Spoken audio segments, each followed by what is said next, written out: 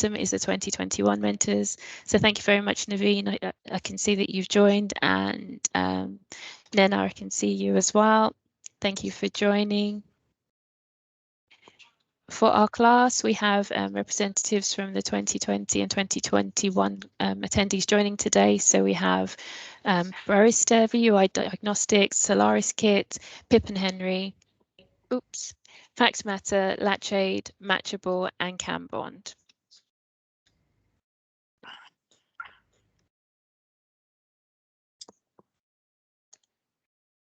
So also on the call, we have our new UKI lead. So just introducing Andy Fletcher. So Andy looks after all of the category managers that we have in the UKI procurement team, and he's based in Ireland. Morning, everyone. Nice to meet you all. So without further ado, I will hand over to our facilitator for today, Tabo, if you'd like to take it away and introduce yourself. All right, perfect. Good morning, everybody. So I'm a bit under the weather. If I start falling asleep while talking, just clap your hands and I will be sure to hear that I can wake up. I just woke up with a very sore throat and flu. When you have little ones, you know that they carry all of these things around and they bring it to the house. So I'll be going through the presentation today. So let me just share my screen. Tell me if you do see the screen.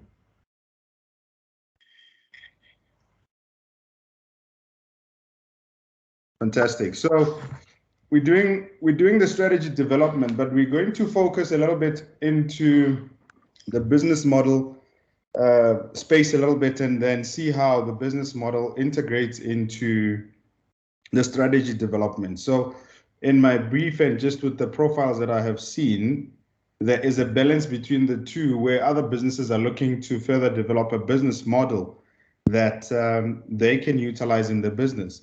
And others are much more advanced in the stage where they want to develop a business strategy that they can utilize for their businesses in order for them to grow. And I've seen some want to attract funds in the business or in the venture capital space. So looking at investors, one needs to always understand that there's a certain type of business that they're looking at. So a brief introduction of myself.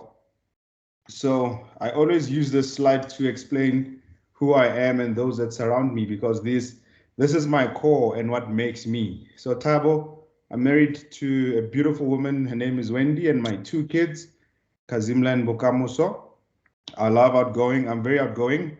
I co-own 4 businesses in South Africa, and I also get a lot of participation in CSI programs, impact programs around environment and affected areas of our communities. As you know, I'm based in South Africa, and there's a lot of opportunities that we take advantage of in impacting communities. So a brief, I'm currently the CEO of TWKB. Our business turns over just above $2 million US, and I'm also a co-founder of a Collective Hub, which is an accelerator hub that was co-founded with Microsoft in 2018. And there we help ICT organizations to get to the next level, either where they want to refine their product market fit, or they want to refine their go-to-market strategy. So the type of entrepreneurs that you are working with now, we deal with them, and we partner and work with the likes of BMW South Africa. As a chairperson there, I look after the skills and supply development part of that. My previous corporate organizations, Barclays Africa, Accenture, I spent about 5 years at Accenture working under William Zimba. So I look forward to talking to everybody. I do not want to do a death by PowerPoint. And so I just want us to now jump in. So here's a conversation I want us to have, right? Because initially when I had a chat with Zandile and Cassandra, we started talking around what are we going to focus on? Most of the businesses want to focus on the strategy, building a business strategy. But then I threw in the business model piece into it. So in the company that that we're working with, which is called BM Toolbox out in Germany, we're trying to help organizations to reframe their thinking, to look at how is it that they're working in a space of understanding what the market is looking for. So it's all and good to have a good strategy, but does that strategy complement a good business model? So what's the difference between a business model and a strategy? So a business model refers to the logic of the firm. So it's the way in which you are going to operate. And you'll see we'll go into it a little bit. And the strategy refers to the choice of business model you're going to use as a firm in order to compete in the marketplace. And you see the keyword that comes out there in strategy is competition. So it's not sitting back and waiting for revenues to come. It's not sitting back and saying, these are the things that I know I'm good at and the business will come to me. No, it's actually formulating a very complete approach with a North Star where you're saying, this is where I'm going and this is what are the things that I'm going to do to become competitive. So now when you look at the business model, it needs to then complement that particular strategy that you're putting in place. And that is why it says that the firm that puts on a good strategy chooses the type of business model that they're going to use. So the right strategy is a business imperative because one needs to be competitive. You cannot go into business without a competitive strategy. And a competitive strategy requires one to be unique. It's about being different. And the essence of strategy is choosing which activities you're going to do differently. So are you going to be a disruptor, or are you going to follow something that already exists, or you're going to work on a very new concept that people need to learn? I mean, I've got a newborn. She's actually turning 2 months this weekend. And I saw one of the businesses that we're talking to talks about latching. When a baby latches on, I hope I'm not offending anyone by doing that. Sorry, I'm just used to seeing my wife doing that. So when a baby latches on and they start, to consume milk from the mom, it sometimes is a process that doesn't happen automatically. So I was very intrigued to see a business that wants to talk to an existing problem with solutions that they think they are going to solve. So for me, that just really opened my eyes and said, oh, wow, this is a very intriguing business. So is it competitive? Is a strategy now showing how it's going to differentiate itself from what exists in the market? So two things we're going to focus on the business, on the strategy side. So it's going to be the issue tree approach of solving problems. But when you look at a 30,000 feet view of what the strategy entails, I want you to think about a competitive space you want to find yourself in. So we're going to first look at, when you look at the frameworks that are there, I want you to think of strategy after we have gone through the business models. Remember, we've said in the past, what is a strategy, right? Or what is a business model? A business model refers to the logic of the firm and the way it operates. But strategy refers to the choice of the business model. So if you are going to go into creating a strategy using the cascade model or using the issue tree, you need to start thinking around what sort of business model am I going to use to win? We said the keyword is competition. Who are you competing against? What is the market offering? Who are you, right? So some of the things that you need to think of when using a strategy, like for instance, the cascade choice model, is what are you aspiring to achieve? What are those goals and objectives that you're going to put in? We know from varsity or doing your MBA, you'll see all of the things, objectives, mission, vision. So what do those mean? What are you aspiring to achieve, right? Where will you play? So it's all well and good to want to be a player, but you can't play multiple sports. So which area of focus are you going to be in? The right playing field, where will you compete? How will you win in the chosen markets that you go for? So if you're saying you want to go into a SaaS model, a software licensing model, who else is playing there in that market? If you're doing a freemium, who else is playing in that. And that is why it's so important that as you do build your strategy, you get an understanding that is firm on the business model that you're going to utilize. Now, there's a Wikipedia definition as we jump into the business model that says a business model is an abstract representation of the conceptual, textual, and graphical of all the core architecture and financial arrangements of what you want to do. And you'll see why. We're going to use the Stanford model. The reason I'm using the Stanford model is because I'm a certified instructor for the Idea to Market program that Stanford offers with GIC. So now, choosing this model, we move away from a thinking that many people have. So if you look at the business canvas model, it's a flat structure which just doesn't give you multiple priorities as to what do you start with. What we're going to do is we're going to contextualize business modeling to a theme that you start thinking about, all right? So if you get a chance, visit the bmtoolbox.net. It's a platform that we have. It'll give you multiple business models, structures that you can use and the types that a business can use. So the different examples that you will see, you'll see examples such as the one of Airbnb, where the business model is B2B to C. Your business, have you interrogated your business? What is your business? Is it a B2B business? Is it a B2C? Or will it evolve from B2B and then B2C? It also shares some of the case studies of businesses that are there that you can start focusing on. Now, let's look at the construct of a business model. And then we can start having a discussion around this. And I would like to hear from our participants what their thoughts are around the business model architecture. What sort of business model have they adopted as a business? And then maybe we can take two or so out of the entire cohort. Now, when you look at this model that we're talking about, at the core of everything is, where do the things start? It starts with your product. Do you have a clear understanding of what product or service do you want to provide? Because if you cannot define that piece of what the product or service is going to be, you might just find yourself in multiples.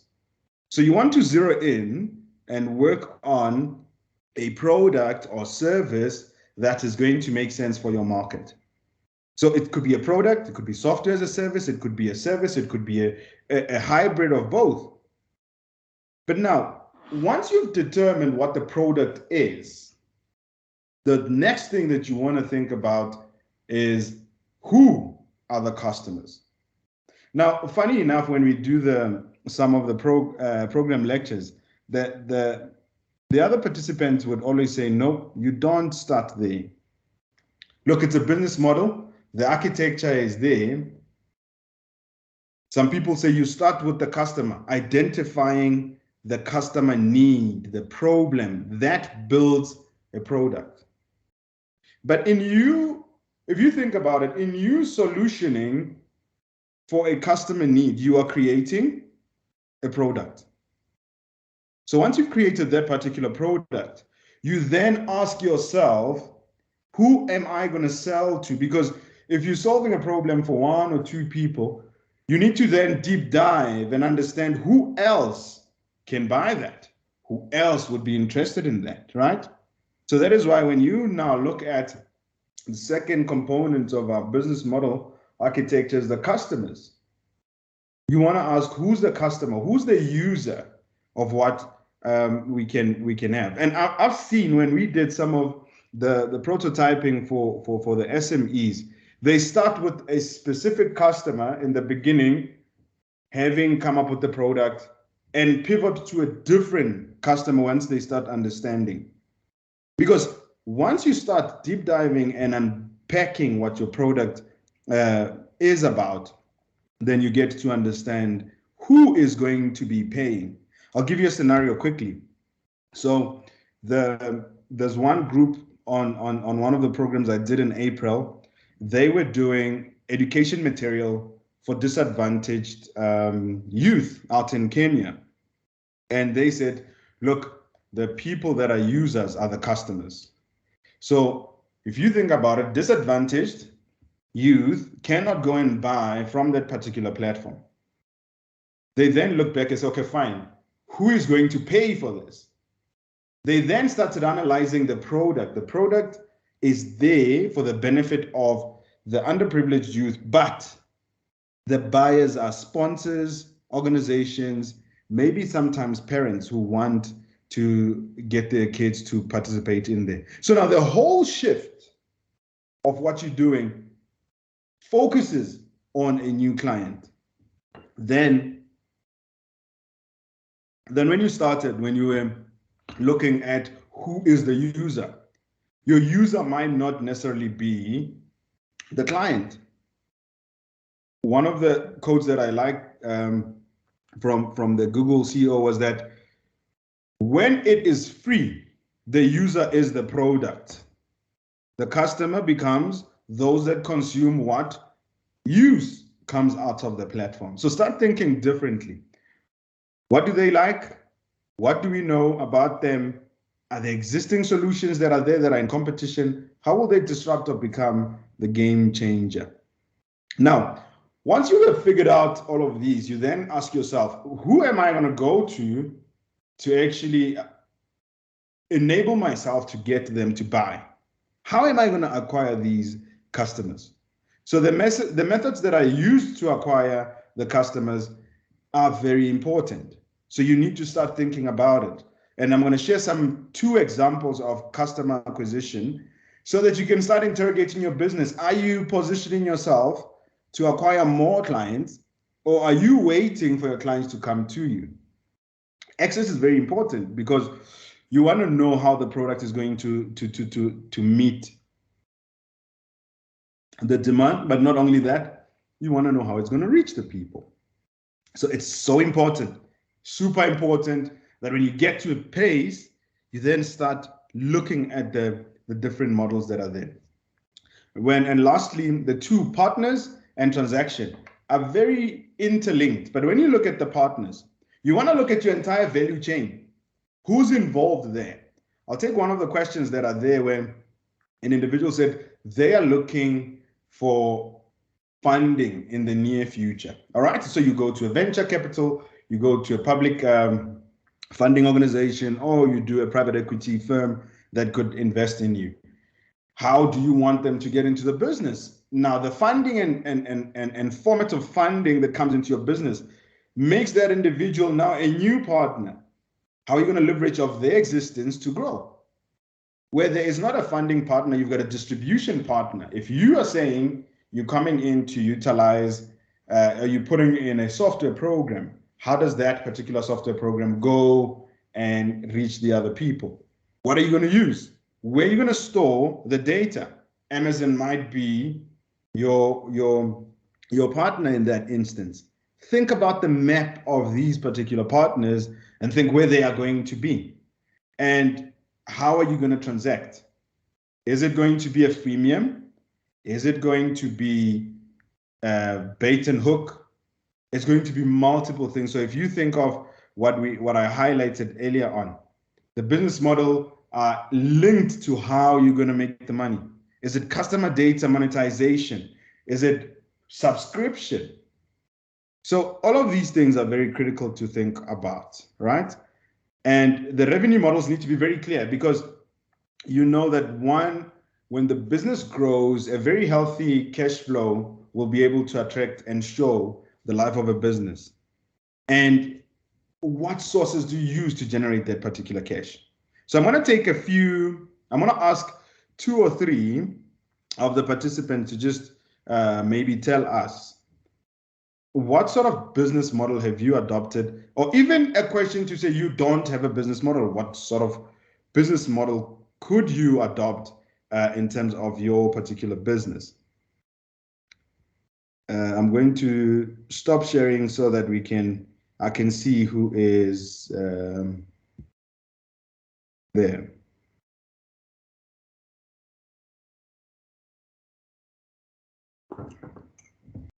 Any takers? You know, when you presented so longly when no one raised their hands. Any takers in terms of your particular business model?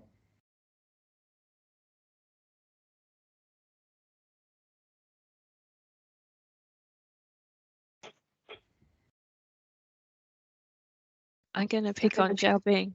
Do you mind? Yes, that's fine. So Xiaobing from Cambond, we're based in Cambridge. We develop a technology platform to make bioadhesive to replace urea formaldehyde, which has been widely used in the past almost 50 years in wood panel industry. So our business model is to take, we call it ingredient business model. Basically, we make these signatured bioadhesive, then together with our technology license deal. So basically, we supply the material to make some money because we need to tell them or teach them how to use the technology, how to because for many areas the biomass agriculture waste could be different. So we need to give them the technology, show them how to make it. So we'll take this business model like supply raw ingredient, which are adhesive, then together with the technology license. Mm-hmm. Okay, fantastic. And who's your key customer? So the key customer is the wood panel manufacturer. They making board with urea formaldehyde, but they want to make a change because the stringent regulation in terms of reduce the emission of formaldehyde in their product and also in their manufacturing facility. So they need some change. So those customers will be our priority. And also we need to think about our end users. So like the hospital facility or children or nursery, because all these people might be more vulnerable to formaldehyde, which is already classified as class B2 carcinogenic chemicals. So they might tend to get into cancer. So maybe we need to speak up, reach to those customers and users, although they are not directly buying the resin or technology, but they will be the very important end users. So maybe we can create some demand from them, then they will go back to the supplier to see where can we get this formaldehyde free or totally non-formaldehyde board for construction, for furniture, for toys, for everything surrounded with them. So that could be, because you mentioned this customer segmentation, their approach, how to reach to them. So maybe that's just what I think. Maybe we need to think about that as well. So create some demand. Yeah. You need to deep dive and ask yourself how you're going to pivot this to other customers. So what verticals are going to come out of your model? Because you could be thinking of the manufacturer, but what if there is another customer that you could reach out or create the demand for? You spoke of hospitals. They have budgets and they have ESG targets. Yeah. Start thinking about that, right? So who else? Who's in pain? Who's in pain? Yes. Who's in pain? So plaster that, close the pain, put the bump. So you're thinking, oh, the manufacturer is providing, but who is in pain? ESG goals. They've got community development goals. You think of mines. You think of various other people who are pollutants.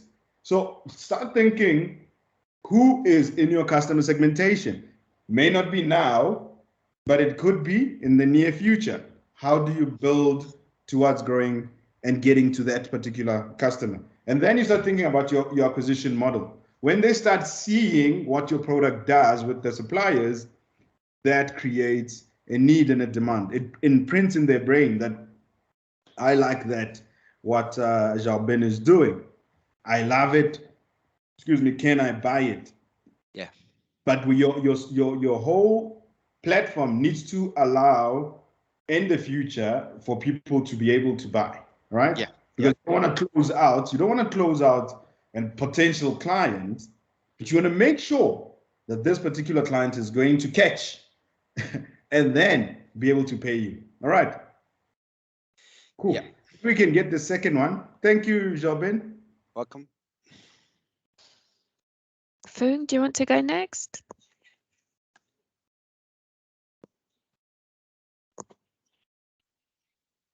Hello, everyone. Thanks, Cassandra. Yeah, so just to explain what Matchable does, we're a B2B platform that matches companies and their employees with skilled volunteering projects at nonprofits and impact startups. So in terms of our customers, to be honest, because we try to find people or companies that offer employee volunteering days or want to offer employee volunteering days. So our customer segmentation is quite broad, actually. So most companies actually either want to offer their employees volunteering that we speak to, or already do it and their employees are not using the days that they offer. So often it's between like 1 to 6 days of kind of paid volunteering time that people get. So at the moment we're actually kind of trying to collect a lot of data in terms of who our customers are, and we're still sort of in the process of refining that. But at the moment, we've identified sort of like fast-growing fintechs, so like kind of scale up, so Series A plus as one of our markets. So kind of sort of 100 to maybe like 300 employees. And then we also have like quite big companies on the other side that are like 700 to 1,000. And then we have small companies that use us as well that are kind of like, where like B Corps, I suppose, where they are kind of like have purpose as well as profit as part of their business model. Fantastic. And why would I want to use your platform if I'm the HR director? Good question. We get asked that a lot. So at the moment, one of the there's a whole bunch of obviously like benefits in terms of retention and attraction of talent. At the moment, there's the Great Resignation going on, so we kind of play quite a lot on that. It costs about £30,000 to actually recruit a new person to join your team. So for us, it's kind of, why don't you give your employees purpose for the price of a coffee every month? And just keeping one employee could, kind of make back all the money you spend on Matchable 10 times over.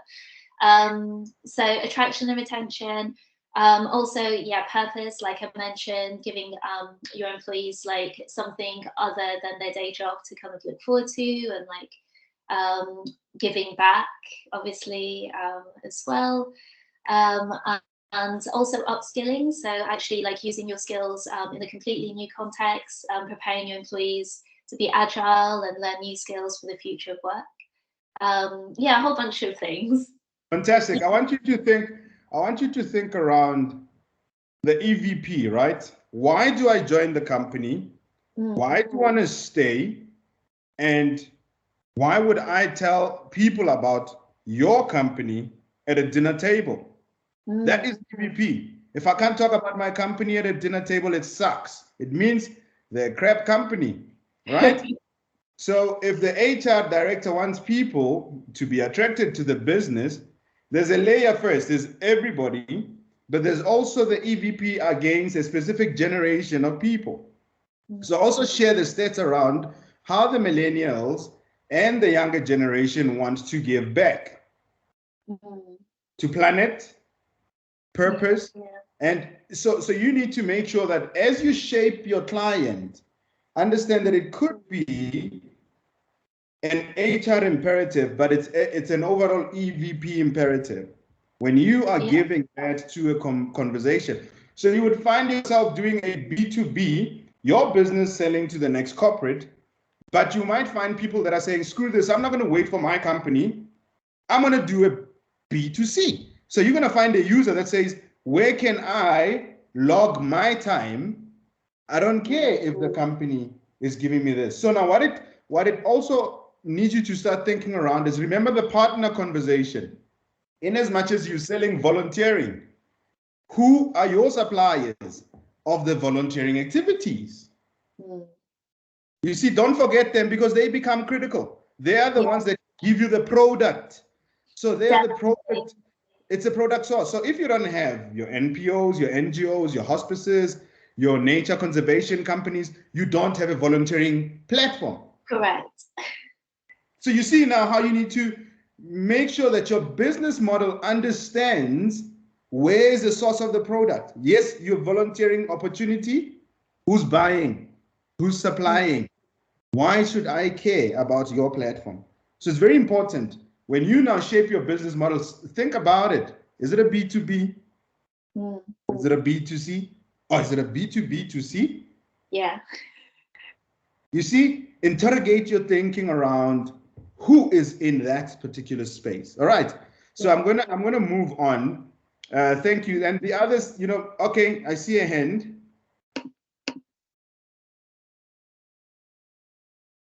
Dr. Chen.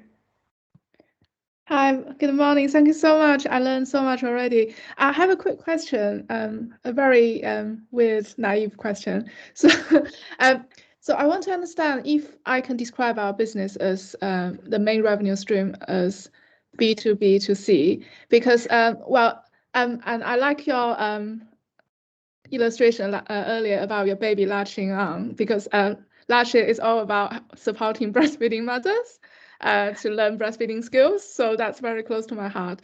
So what I want to say is, through our realization, we realize that the people who are using our product might not be the people who buy our product. That's perfectly valid.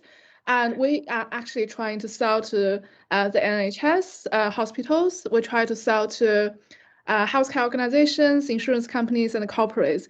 And they will buy our licenses to give it to women, to give to employees, and give to people who buy insurance packages. So can we call our business model B2B2C in this case? So if your platform is for the end user, if there's no C that connects to you on revenue, so it could be then it's B2B2C, but then who pays? Always understand that. Very good question. So who pays? So we have, so it's an app, it's a premium subscription app. We launched at Apple App Store already. So normal people can download it from Apple App Store to have free version. But if they want to upgrade, they can upgrade within the app to the premium version.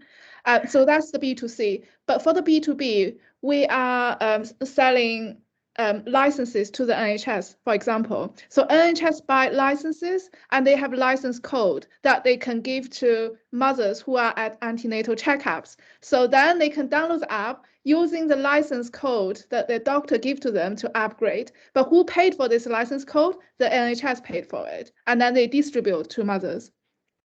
Yeah, so you could get B2B2C, but think of a hybrid, because if I'm a mother and I hear of your solution and I'm based in a different province and I can afford to pay, should I wait for someone to now parachute the license to me? And you don't have to. So so we try to have we try to sell to the NHS, and they will cover certain population of the women who give birth in that region, but they definitely will not buy for 100% women, because some women can pay for themselves. Some women might decide to not breastfeed. So they, for example, if they buy, if 10,000 babies were born in that region, they bought 3,000 licenses. The doctors decide which 3,000 will get the free licenses, and the other 7,000 women will choose if they want to upgrade themselves. So it is a B2B2C, because eventually you touch the client who wants to upgrade. So there's a revenue flow directly from the end user that goes back straight into your kitty. You see, but your primary one is B2B, and it's a sequential thing. Who am I starting with? Then who do I go to? You see, the logic approach of, there's a saying, follow the money. You will find where the money comes from. So if you follow the money, you'll be able to see who's the source. But also think around even if your target is your corporate and the NHS, your platform needs to be speaking more to the mother who's in pain. You're right. Yes, they are in pain, physical pain. A CEO is not breastfeeding. Mr. Tabo sitting there at the NHS, he's not breastfeeding. He might not even have kids. But Mr. Tabo's wife is breastfeeding. And so he needs to be providing or getting a license and getting an upgrade, right? Yeah. Also, find ways in your customer acquisition to do a little bit of research on what sort of case scenarios women who are breastfeeding find themselves under or find themselves in, because the problems could be different, right? My wife could have an oversupply of milk. My wife could have no milk. My wife could have minimum, but then it doesn't make the baby full. Can they learn tricks or can they learn traits of topping up, doing that are related to working with the product? You see, so now if you can segment who you are talking to, right? So there's a map that we use on the BM Toolbox. I'll send a link out to Cassandra, which is a customer journey map. If I come, what are the things that I'm going to do? So you need to map multiple customers there and say which customer is going to look for what. That customer is going to look for that. That customer is going to look for that. Now, it's not one glove fits all, because not all mothers have the same problem, right? Absolutely. So we need to start thinking about our client. We can't give an umbrella solution to the client, right? So very important, as you build your business model, follow the money, know your client, know what are the paining points, know how you're going to distribute it, right? Because that's important. In that way, you get to know, who am I engaging? What are the things that I'm doing? All right. That's so good. Thank you. Yesterday, just one last sentence, really. Yeah. So yesterday I did an investment pitch really late to someone in Australia at 9:30, really not good for my really already tired brain. But she said very similar things in terms of my pitch. Certain things were not clear. These are the things you mentioned about just now. I think I can definitely improve my pitch a little bit, kind of working on her feedback and your feedback. So thank you so much for this. Fantastic. I'm happy. It's very close to my heart, the lurching, because I've got 3 kids and I know that it could be anything at any time, you know? And every is different. Every mom is different. Exactly. So remember, if it costs my sleep, I will know about it, because I have to go make milk now at 2 a.m. and I have to wake up and while I have a project at 9 a.m. So you see, if you look at different moms and different scenarios, and even you are going to solve the problem. Platform becomes versatile enough to attract the people and make sense for them. Perfect. Okay. I'm gonna invite you to download our app, and if you want to upgrade to a premium version for free, please let me know. I think you need it. Fantastic, and I'll check and give feedback. All right, let's jump back to the presentation.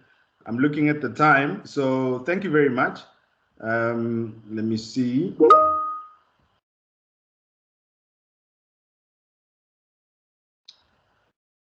All right, tell me if you can see. All right. Can everybody see? So we're looking at, excuse me.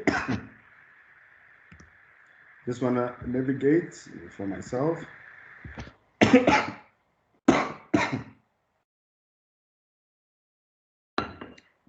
I talk too much. So now if you look at customer acquisition quickly, think of yourself, you're selling a product, what's your value proposition? What are the customer segmentation? What sort of relationships do you want to have? Is it an arm's length relationship? Are you going to use different channels? Excuse me.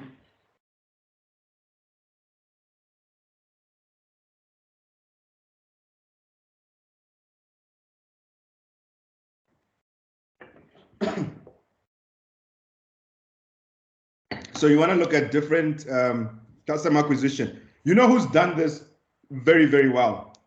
I love the Coca-Cola brand in the manner in which they have been able to really do a customer acquisition. I mean, if you start thinking about Coca-Cola, for many years, Coca-Cola has made sure that they use music, they use family, they use things that people can really catch on. So what really attracts us to Coca-Cola? If you start thinking about it, Coca-Cola sells more than the beverages, right? They sell feelings, they sell experiences. How do you know that it's almost Christmas? You'll see before the jingle bells, you'll see the Coke ads, right? They will go up into these spaces. They latch on many things that are there. What do? They also reach strong partnership with the retailers, strong social media presence. Do you see they don't live it up to themselves and say we spend $5 billion US on excuse me, on our marketing budget, but instead they say we do a lot in working with our partners. Out here in South Africa, my grandmother, when she talks about Coca-Cola, do not be misled. She might be talking about Sprite or Fanta or Stoney or any other brand, but it's all Coca-Cola.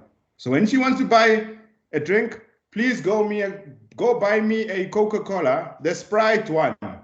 So what has it done? It has imprinted itself on the buyer. They use personalized engagement strategies. So if you start thinking about your product, I've selfishly taken an example of the campaign that it did. Do you remember this campaign? Where your name was on a can. And if you couldn't find your name, you would go to a space, take a picture, and you would have that played out at the vendor machine. We would be able to print. So I want you to start thinking about these different products as you go into the analysis of what your business model is. Some business models may be very disruptive, and some business models may be adaptive to what the market is looking for, right? So I'm going to share in the next one, post the excuse me, the Coke campaign. There is a Dollar Shave Club. I found the case study so amazing. So if you know about the Dollar Shave Club, you would know how it has really grown and it was bought out. And remember, it's everyone's goal to be bought out. So I wanna play a clip quickly. Let me see. I want to play a clip.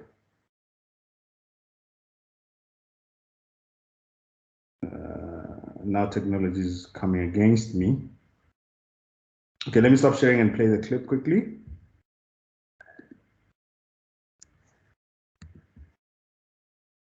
We are there.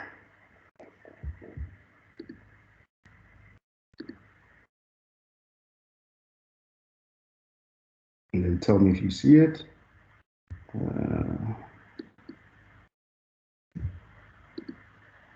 Want to share.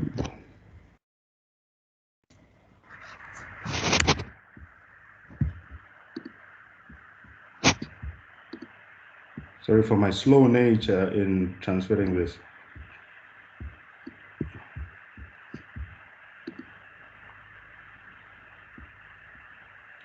Okay, let's see full screen.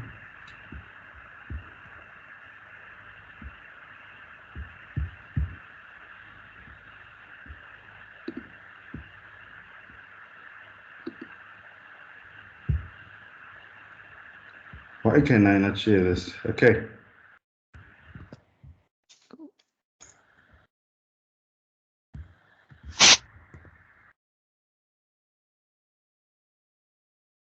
Sorry, guys.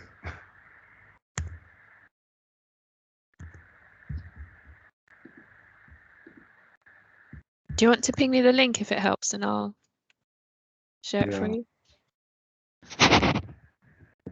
Now, there.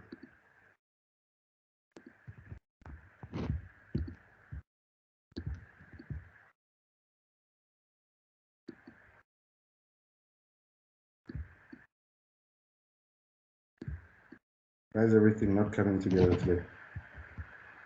Can you see it? Hi, I'm Mike, founder of DollarShaveClub.com. What is DollarShaveClub.com? Well, for $1 a month, we send high-quality razors right to your door. Yeah, $1. Are the blades any good? No. Our blades are f***ing great. Each razor has stainless steel blades, an aloe vera lubricating strip, and a pivot head. It's so gentle a toddler could use it. And do you like spending $20 a month on brand name razors? 19 go to Roger Federer. I'm good at tennis. And do you think your razor needs a vibrating handle, a flashlight, a back scratcher, and 10 blades? Your handsome-ass grandfather had 1 blade and polio. Looking good, pop up. Stop paying for shave tech you don't need. And stop forgetting to buy your blades every month. Alejandro and I are going to ship them right to you.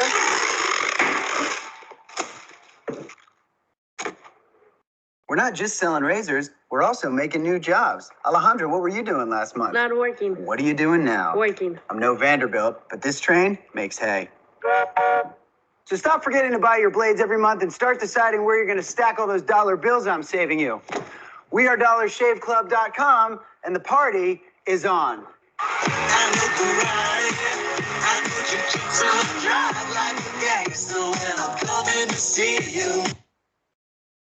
Thank you, Mr. Dollar Shave. Okay. So tell me if you see I'm going to exit and go back to our presentation. Apologies for that glitch. All right, we're back. So did you see the Dollar Shave Club, the manner in which David is able to really bring out some of the serious things, provide humor, make humor out of shaving? It's a high cost for many, but he was able to show how is it that one can be able to save money. So now you start thinking about it, you're able to see how he's able to reach the market. So what is he reaching? He was offering a real solution. Men want to shave. But guess what? He has grown as an organization to get to a stage where they can even sell to other markets. They're offering a real solution. They're creating a unique customer experience. 3, they're guaranteeing the supply. And more than that, they're creating jobs. They're talking about how a normal person who never had a job before came into the organization. So what is your story as you reach out to people to buy your product? What story are you telling? What are you saying about your business? How responsible is your business? What are the things that you're going to do that are going to make sure that people come to your space or to your organizations to buy your product? A subscription, a month, and no frills. They don't put this and that. A personal touch and a sense of belonging. They saying your uncle used a very cheap one. He still even had polio. So the appeal on this particular product for me sticks. It really sticks to what we're trying to send. So this is the message. In coming up with the business model that works, make it complement your business strategy. And we're going to touch now into the business strategy. I've spent a lot of time on the business model so that we can just really see the essence of what we're trying to build. So the business is very critical in getting us to the next stage when you see what you're doing and what your business can become. Okay. All right, so let's move on to Porter says a strategy is the creation of a unique and valuable position, and consistent with that notion of that strategy in our development, the contingent plan as to what business model to use. You see, the business model conversation comes up. Now, where is your action? Your action comes in choosing a particular business model that means a way in which you're going to compete, a particular logic to your organization. What are you going to use? What tools are you going to use in going into this particular space? All right. So how am I doing, Cassandra, on time? I just don't wanna go into. You're good for time. It's five to the hour. Yeah. So strategy, different direction, different approach that makes you unique to compete with your peers in the business. So that for me, it's important. Cheers, Andrew. So we make sure that we look at how you as a business are going to function. Remember the strategic method of cascaded choice. What choices are you going to make to win? Where are you going to do it? What systems are you going to put in? Those things are critical. But before anything else, you need to know how you're going to solve for the problems that people have. And your business, as you've perfected a model, you now want to know how you're going to serve, right? So that serving mechanism, that approach requires you to think in different ways, right? So our strategy complements a good business model. You can't go into full implementation without a good strategy, without knowing what are the things that you need to do. So there's a range of tools and strategic problem-solving tools that you can use, right? You need to consider internal and external factors that are going to help you. First, what is the context of the people that are inside the business, the factors, the policies? Who are you working with? The skill sets. Externally, who are your clients? What are the things that you're working towards? And then overall, you need to then identify those value drivers that are going to make sure that they help your business to grow, that help your business to identify how you are going to find new opportunities. So as you pivot your business, as you grow your business, you have your first iteration, second iteration, third iteration, fourth iteration. All of these are things that will help you. So what can you use? For external context, you analyze what the market and competitors are here to do. For internal, analyze the business model and the economic model. How are you going to fund the projects that you're coming up with? How are you going to fund the growth that you aspire to? So if you come in primary product and you now grow into a new product, start thinking about, what am I going to do? Am I going to partner with somebody? Am I going to create a space that someone can work with me? Now, when you start looking at opportunities that are spread, so you're looking at your product mix, am I only providing software, or do I also provide training that goes with the software? So these are things that you need to start thinking about. So as a business, contextualize who out there and what is impacting your business. Internally as well, identify what you need in the business that is going to help you generate profit. Remember, the business model at the core of it has to translate to a very healthy cash flow. How are you going to get a healthy cash flow if you do not tick all the boxes? So you look at all of these, it's important to find value drivers that are going to help you. So when we look at the issue tree as a model that was chosen on solving for problem, you want to ask yourself, the issue-based problem approach relies on you understanding the direction the company needs to take. Where are we going? Vision setting. What is it that we are going to do? And are we really understanding the market? How are we going to talk to people who want to invest in our companies? But who is internally driving our engagement? So you can't, as the founder, start talking about your strategy. Your CTO doesn't even think it makes sense. Your your chief HR officer doesn't think it makes sense.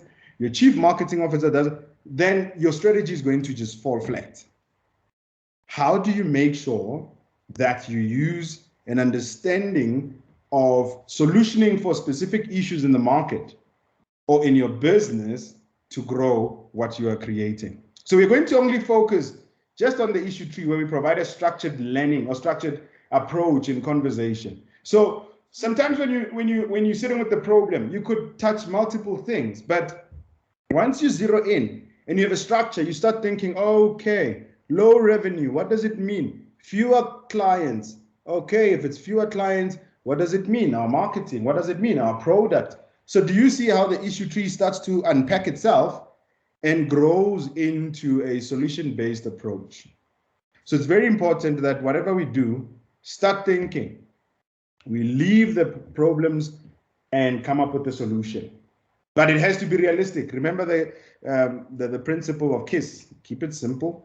And if you think about those solutions as simple and attainable, you then are going to make sure that you get stuff done. Is there a wrong answer? No. But what it does, it helps you to reiterate the question and understanding. If you ask a question, you iterate to the next level, iterate to the next level, until such time you reach an implementable action. It always helps with design thinking to apply visuals, right? So what I do is that I have a writing board in my office, and I just go on a strip to say, okay, this is the issue. What am I doing? You can use sticky notes. Where are the things that I need to do? What is it? What's easy to convert, right? If customers are complaining about your turnaround time, okay, can I look at just turnaround time for now? Then what will be the second one? What will be the third one? In that way, you can start understanding and knowing what you need to do as a business. And also, what I found with using the issue tree model is asking questions as much as you can.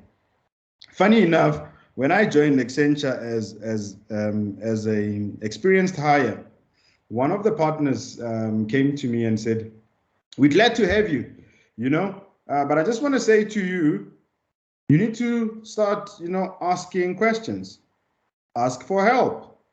And I'm thinking, this guy, what is he talking about?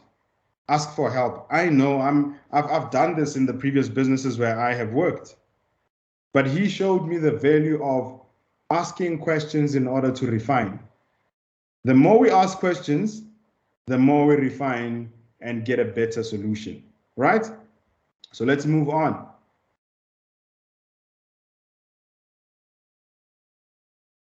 So think about it when we focus on the issue tree model. So let's take, for instance, an example. How can you maintain market share, right? The problem or issue that we start with, it creates a space where we can start asking ourselves questions around how are we doing as a business? Why are we there, right? Let's say you're saying there is a problem with maintaining market share. We're going to look at how you can unpack this. What changes are required to offer products and attract more consumers, right? So now start thinking about that. Here's a problem statement. Why did ABC Shop flagship store fail, right? Now you can have possible 4 reasons that are there. And I want you, as you unpack the problem to solution model, start thinking around how your business model will complement changing some of the things that are there. The marketing plan did not adequately address the market. Can I go back to my business model in understanding my customer segmentation, and maybe there in defining who my customer and what my market is will help me? Then I can, as a subsequent question, ask myself, can I focus the plan on the right objectives for the right market? Then you see, you are going in and using the tools that you have to answer key questions and elements to the matrix. Or you could say, we've been selling, but then we have a high churn. We're not getting people coming back. The sales plan did not identify the right sales approach. Build a sales strategy around key drivers. Organization strategic objectives. What is it that you want to do? You want to grow, and you also want to make sure that you're creating a space where you are going to empower the people, right?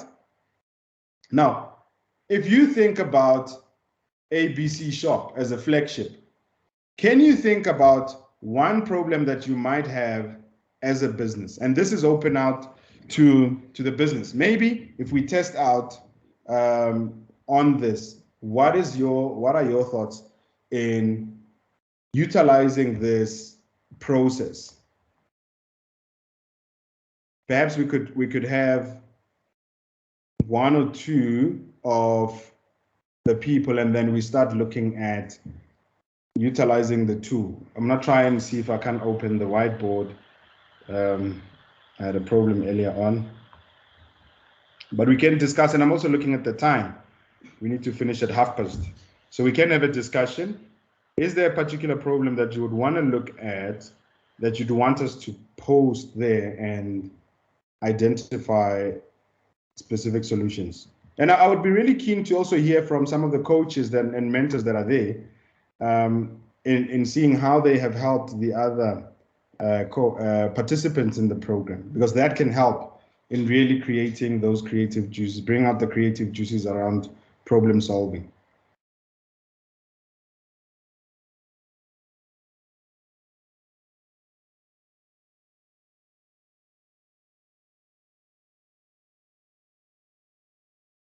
Do we have any takers?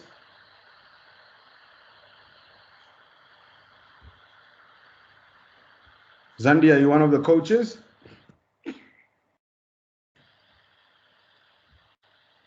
No, I've just got one on hold who's still here. We've got new mentors this time round, so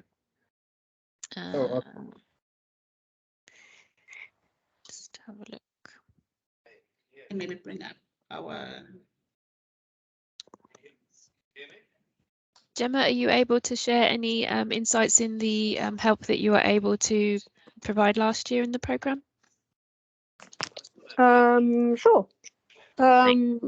So we, with one of the people I was talking with last time, they were quite early stages in going for their funding. And one of the problems that they came with was actually about the resources within their own business, and challenging themselves to look at actually who do they need to be moving forward with. And the problem statement they came to me with was, how do I recruit engineers? And then when we started to break down the problem, we were looking at actually what did they need the engineers for, and we reframed the problem statement, and it actually wasn't that they needed engineers as such, the kind of doers. What they were really missing was the guidance from a very senior level, and they couldn't afford a very senior person full time. And the approach we ended up taking was getting some very technical senior engineers on their advisory board. And then once we'd kind of identified that as being the gap, they could then recruit much lower level engineers that they could afford, that were actually going to do the job and stay with them, because they'd actually then got the advisory that they needed. So we spent a long time kind of breaking down that problem and looking at what was the impact on the business, what was the lack of engineers problem, what problems was that creating for them, so that we could then identify that the problem they thought they had wasn't quite the problem they had. So we could fix it in a slightly more creative way that suited their business and their finances and the kind of time frame that they were in. That's fantastic. Thanks, Gemma.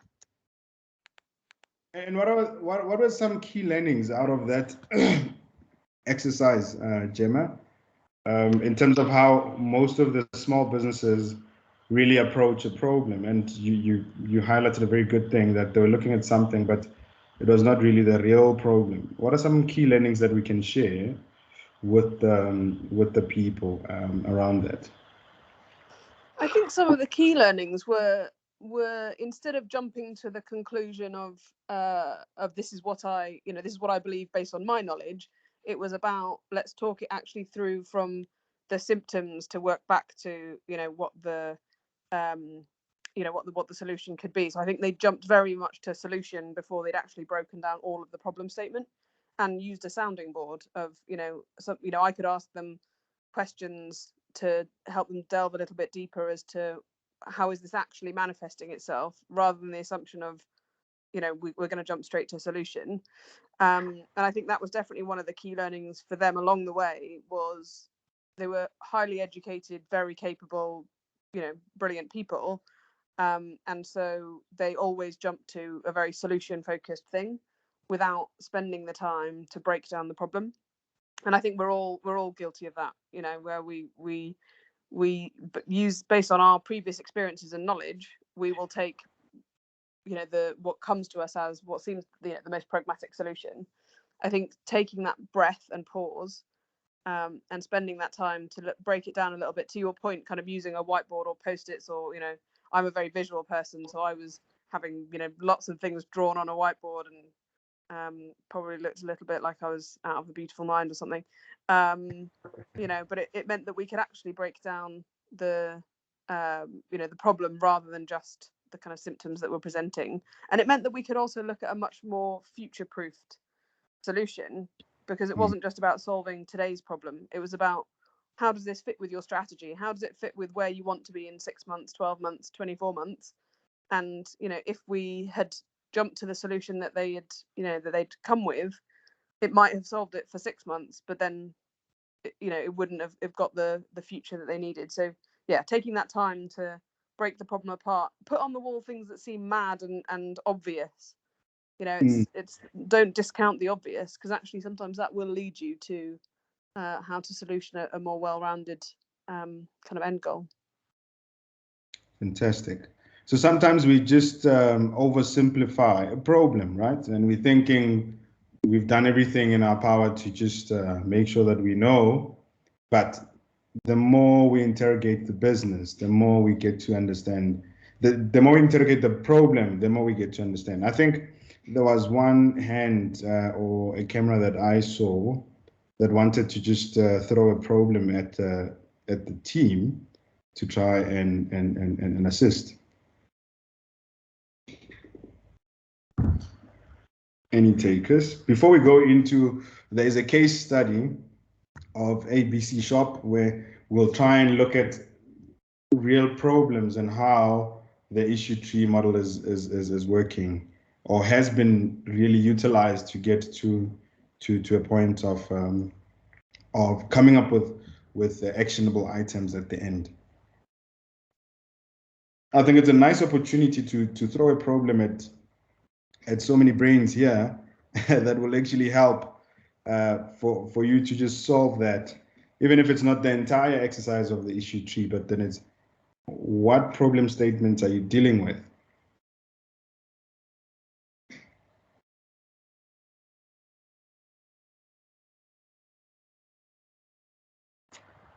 Can I pick out? Can I pick Foong first this time? Yeah.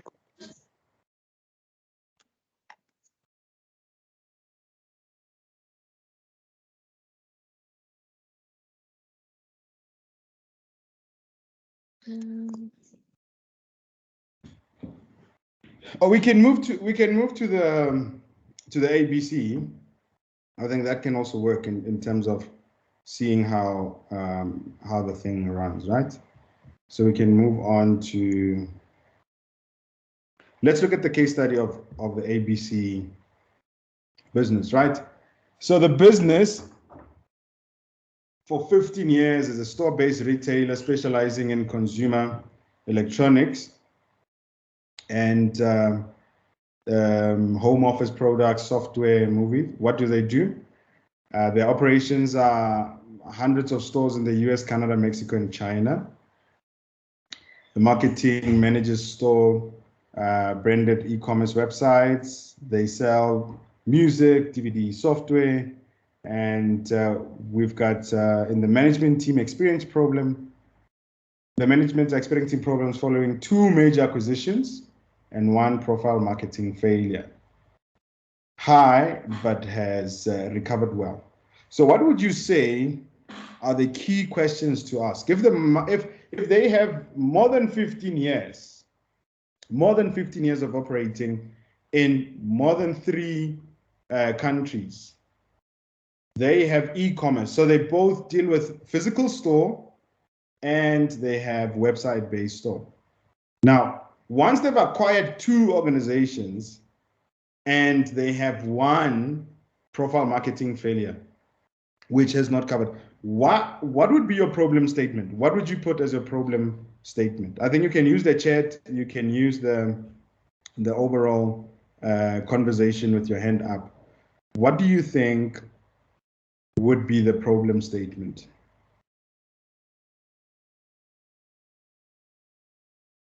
We can raise hands and we can do the different ones.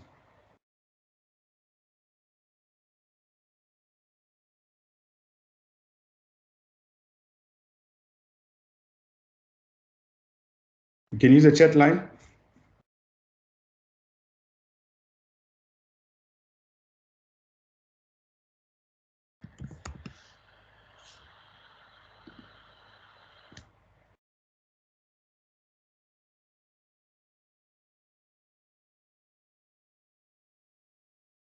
Any takers?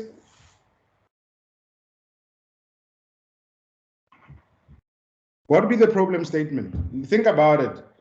You have all the experience in the world. You have businesses, and you are acquiring new businesses, but how you're profiling the business is not reaching the market. I think that the essence of this exercise, folks, we need to identify how to unpack the problem. At a high level, we might say the acquisition of those 2 stores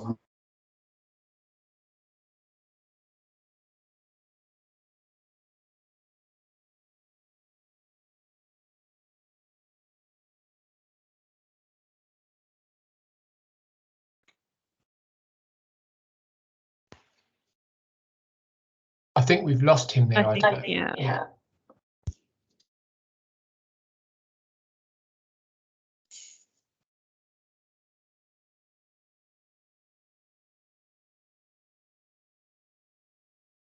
I think we. Oh, okay. Sorry. Hi, colleagues. Tabo just had load shedding, meaning that in his area currently there is no electricity.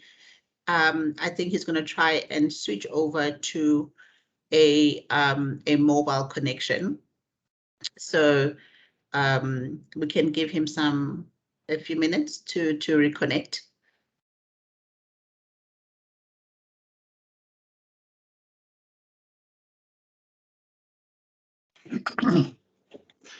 Right, so whilst we're waiting for him to join, I was wondering what the reflection is as how the training is going. So it's Ben here, based out of the London office. I've been listening quite intently on the call, so quite interesting. But Zhao, Jabin, I wonder what you think about what you've heard today. I think it's quite good, actually. Oh, your headset is up. Oh, sorry. Can you hear me now? Okay. Yeah, Yeah, I think it's quite good for me to understand a bit more in structured way, like what is business model, and actually for the question this kind of problem driven tree, which I've never heard before, and only thing is that problem driven is for our business. Like that we are dealing with this low carbon business, develop bio-based materials to solve the big issues in construction, building materials. So that is the problem, big problem. But for the tree, we are going to look into is that that a problem we are going to solve, or just our internal problems, like how we can reach to the market. So I just want to want to understand. Maybe have two trees. One tree, so excellent. So I guess when Tabo comes back, we can ask that very point. Yeah, we want to reach the market. Yeah. So and that's the priority. So that's kind of a internal. We say okay, we have already built the technical platform. We're working on build some facility to start making product, and also now we are in the time to reach to the market. Excellent. Yeah, so that's kind of things. So I guess we'll come back to that. So I've been on the call. I've been listening intently. I'm part of the Supply Inclusion Sustainability team based here in London. Yeah. So Cassandra, the team, myself. I lead all our sustainability efforts, our global sustainability efforts for Accenture. So Tabo, whilst you are away, I kind of joined in to kind of ask the participant to reflect on your kind of very, I find it quite powerful message personally. And I wanted to ask reflection, how is that applicable to their businesses? And Jabin just chimed in to say, now that at this earlier stage of setting up the business is how kind of, the next stage is how to get to market, right? What are the key insights? I think we have 12 minutes, but maybe what are you thinking in terms of the key insights that they need to be prioritizing to get to market? Your point around making sure follow the money, whether it's a B2B, B2C, that even for me has resonated quite well. But I was wondering if you could, to Zara Jabin's point, what is it that they need to be focused on to get to market to kind of build their revenue, in terms of some actionable takeaways? Sorry, I kind of tried as you were out to try and not have radio silence, but we can have a conversation going whilst we wait for you. Thanks a lot, Benon. Welcome to South Africa, everybody. So we have these power cuts from time to time. So it has become normal business of the day. But I think to your point, if I were to sum up, one person asked me a question that, how do I grow, attract, how do I attract the suppliers? How do I attract the right clients? How do I make sure that my business grows and attracts investors, right? Your key people are investors, because most of the business now that get established, they want to grow and they want to become unicorns, the next unicorns. They want to solve social problems, right? If you don't have a strong product market fit, your business cannot grow. Prior to you even asking for money, if you don't have someone or some people in large numbers that are willing to back your assumption of a good product or a good service, you can have the best strategies in the world. If no one pays for that particular product, you will not grow. You will not have a positive cash flow. You will not attract people. Many businesses have bootstrapped themselves for long just with the right product market fit. They have gone and really taken off using, one, the quality of the delivery, using the right skills of people in the team, because that will drive delivery. If people in the team do not have a shared vision, do not understand what the bells and whistles of the organizations are, then they cannot contribute to you. I think one advice that came from one professor in Stanford said, stop hogging on your business idea and think someone is going to steal it. By you hogging on it and holding on, you are losing the opportunity to be questioned and refine your business. So the more you hog on your business, like, this is the brilliant business, it's my baby, that baby is not going to grow. You see, you need to get to a stage where you start thinking, how do I take this baby out? Let me take it to the park. Let me take it to that neighbor. Let it cough a little bit, When it coughs, oh, let me just do this. So he gave an analogy of a baby because many people there what is it that they wanted to do. So think about how we've tried to utilize the issue tree. What are the things that you can do to utilize the issue tree to unpack the problem, unpack the different verticals that the business can approach? You see, for me, it's very critical that the tools that you're using need to make sense for your business. The business model that you're going to choose has to fit the business delivery. You cannot choose a business model that is not going to generate revenue. You can't just start a freemium without backing it with the masses and then bring out the advertisers and other people. You can't go and create a subscription business without making sure that you have enough content to give to the subscribers. So logic precedes everything. It dominates everything else here. So think about your business. I think we have 7 minutes. Think about your business and tell me what pops up in your mind and write that as a problem statement. You know, we can go around the room with all the participants. What is a paining point for you now that you think you're going to use the issue tree to try and solve? I think we can start with Xiaobin, because my man, you know, you've been very supportive. Yeah, I think that, you know, we have already got a product, and we're already working with some panel companies. So they test our product, they're interested. But the thing is, you know, this is a big industry. When they just only for a trial, they need 100 tons, that kind of size. So that's why we, you know, work really hard, slowly, but make progress. So I think that you mentioned the baby kind of things. That's really, really critical actually for all the entrepreneurs, particularly for science-based background people. They think, you know, they got a really good idea. They don't want to share with other people. They'll keep it. You know, so that's, I think you made a really good point. Actually, you know, our co-founders, you know, ideas, everything.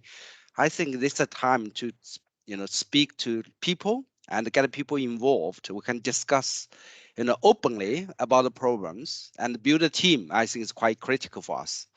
You know, especially for commercial and business marketing, all these people, I think we need to get them involved. So that's yes, that's what we are doing right now. We want to build a team and start talking to not only big company. Actually, we just speak to some small or medium-sized board manufacturer, because they don't need 100 tons to try. So you just, maybe we start from 10 tons or even less, so we can get the basically get it tested quickly as soon as possible. That's what we want to do. Yeah. Fantastic. Can we have, we still have 5 minutes. Can we have 2 more? We've just got Chen left. Oh, we've got 10 left. Oh, Chen, sorry. Oh, hi.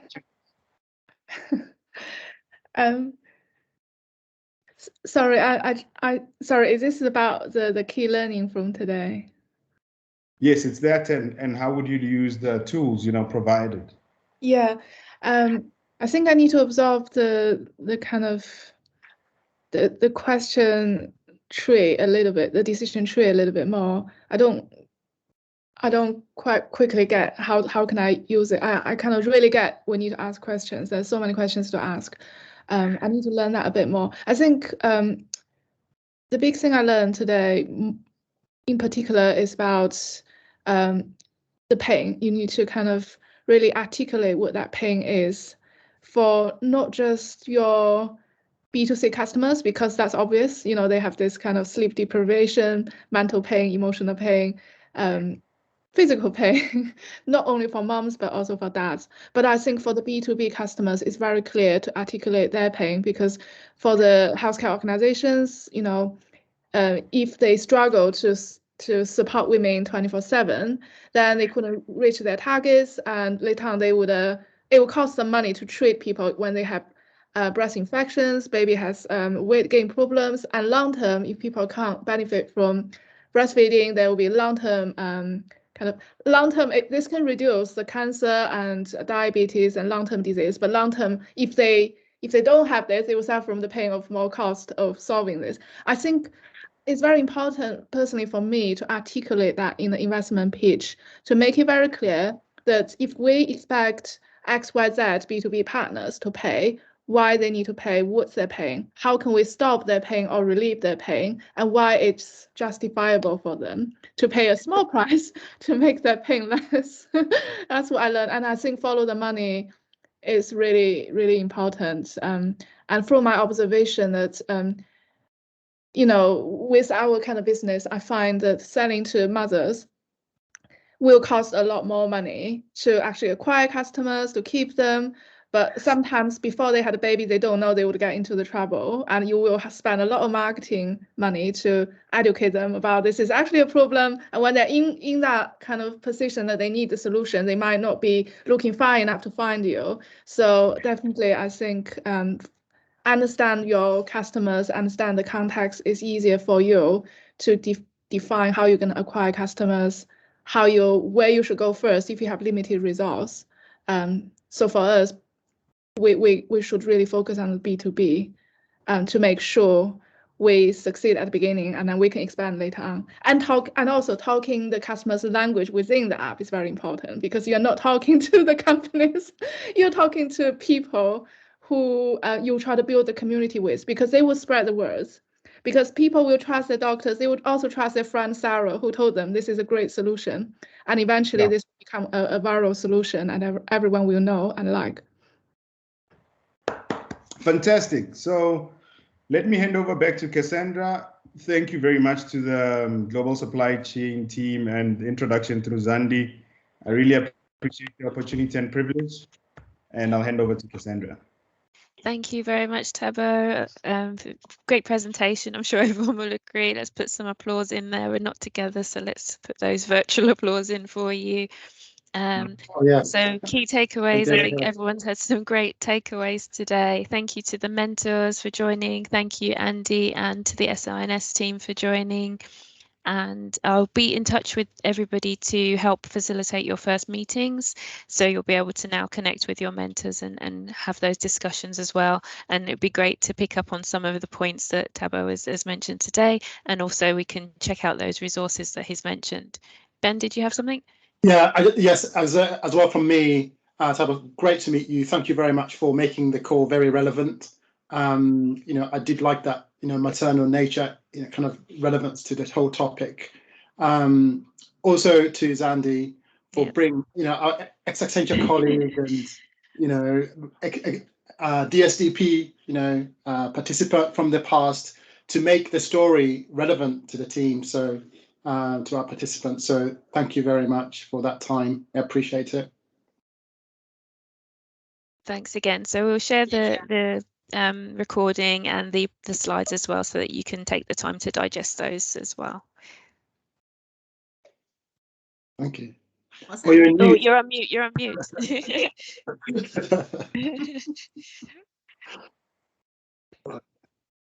Oh no, again. You're back on mute. Ah, come on. Now, yes. Yeah, fantastic. Now, I always tell Zandi and the Accenture team, Accenture's at home. You don't leave Accenture. You only leave the building. So at any time you need any help to the cohort and people, Zandi and Cassandra have got my details and Frederick's details. We'll be willing to help. I'll also send a link of our inspiration box. You can just go into the link and just check, put your business ideas or things in there. And we've got people sitting in Saudi, Russia, and who can help you interrogate your business. So use the network to grow that baby. Thanks very much. Take care all. Cheers. Bye. Bye-bye.